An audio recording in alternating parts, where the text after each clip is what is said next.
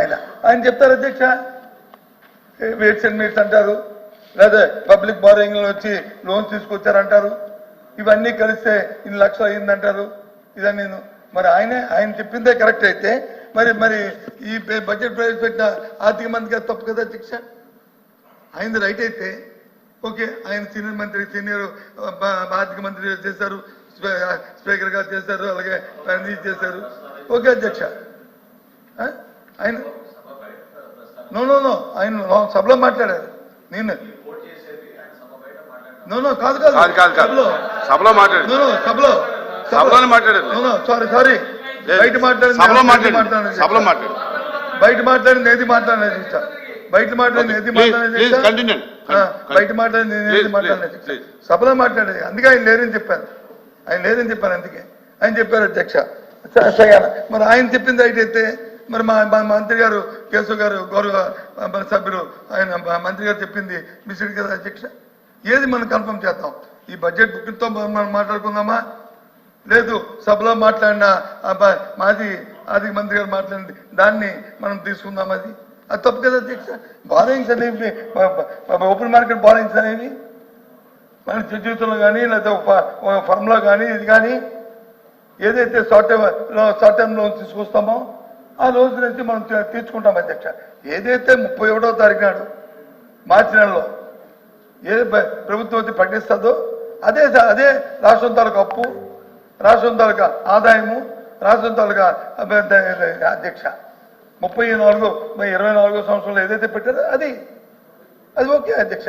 దాని ప్రకారం మన ఆర్థిక మంత్రి గారు వచ్చి ఈ పుస్తకం ఇచ్చారు అధ్యక్ష. దాని ప్రకారం మనం చూసుకుంటే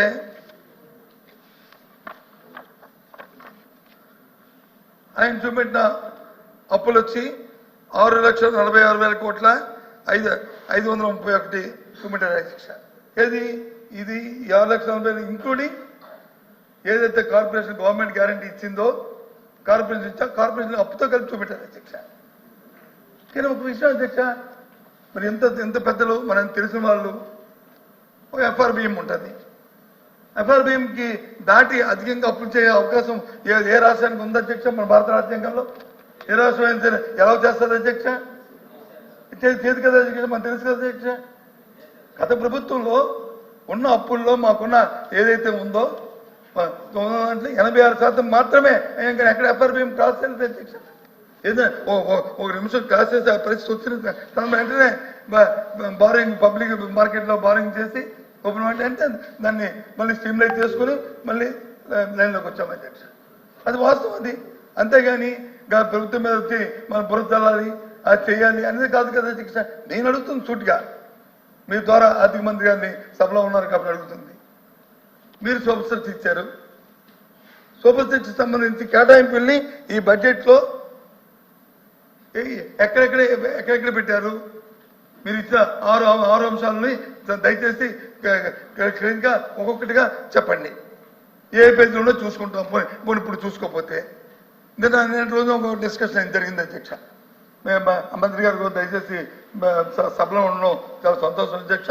పౌర సరఫరా మంత్రి గారు 1,54,00,000 వారం నోడుతూనే వారు ప్రకటించారు అధ్యక్ష.